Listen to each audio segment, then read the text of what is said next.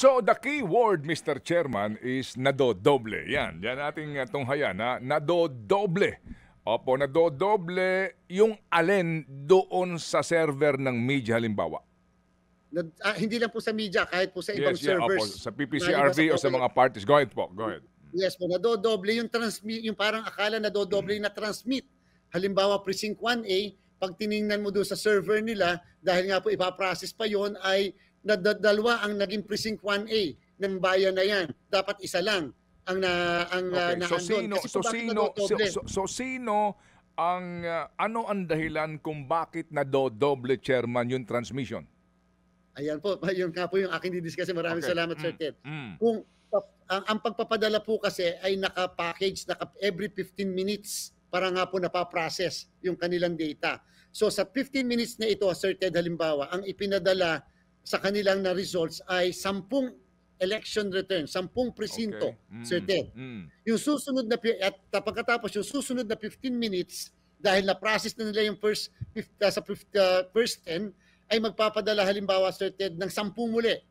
Pag nagpadala ng 10 muli, Sir Ted, kasama sa ipapadala po, kasi nga po nasa program, yung naunang 10. Okay. So naging 20 ang naipadala. Samantalang dapat 10 na lang ang naandun kasi nga po naipadala na nung una. And therefore, dapat yung program na meron, yung mismo mga entities, dapat meron silang paraan to remove the 10 doon sa 20 na ipadala ng pangalawa sapagkat naisama na yung 10 yon doon sa una pa man. Dali mo na. Kaya, Opo. Stop mo na, Chairman. Stop, ha? Para mas maliwanag po ito. Okay. Kaninyo, every 15 minutes, ang ginawa nyo halimbawa, 10 election returns ang itatransmit, nito pong presintong ito doon na sa mga servers. 10. And then after 15 minutes, pag nag-transmit sila, 20 ang transmit, nasama na yung unang 10. Yun ho ba yun? Yun po, naisama muli yung unang 10. Okay. Ito po'y halimbawa, pero hindi nangyayari ito sa lahat ng presinto. May mga ganun po na nagdodoble. Sino ang responsable doon sa dobling transmittal na yun? Sa pag-encode ba yun noong teacher? Paano po? Hindi po.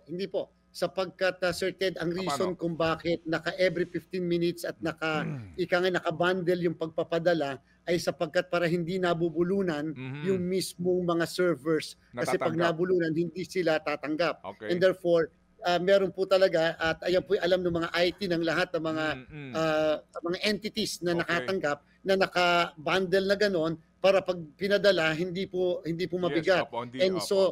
Ang susi talaga dyan, Sir Ted, dapat nakapagawa, katulad na napag-usapan po yun na napakatagal, nakapagawa ng programa na kung saan yung programang yon ay naglilinis automatically nung mga nadoble na reflect na nadoble na naipadala. So therefore, yung meron pong media entities, aaminin ko po mukhang kasama ang sa inyo na media entity na nakapagpalinis, nakapaglinis na kung saan meron po kayong programa, kaya po mas mabagal nga lang po. Hindi kasi tulad ng iba na hindi kasi nakapagpalinis and therefore mabilis. Nauna sila na nakapag-release samantalang yung pong naglilinis ay hindi po nakapag-release kaagad ng maaga o kaya medyo late ang nare-release po nila.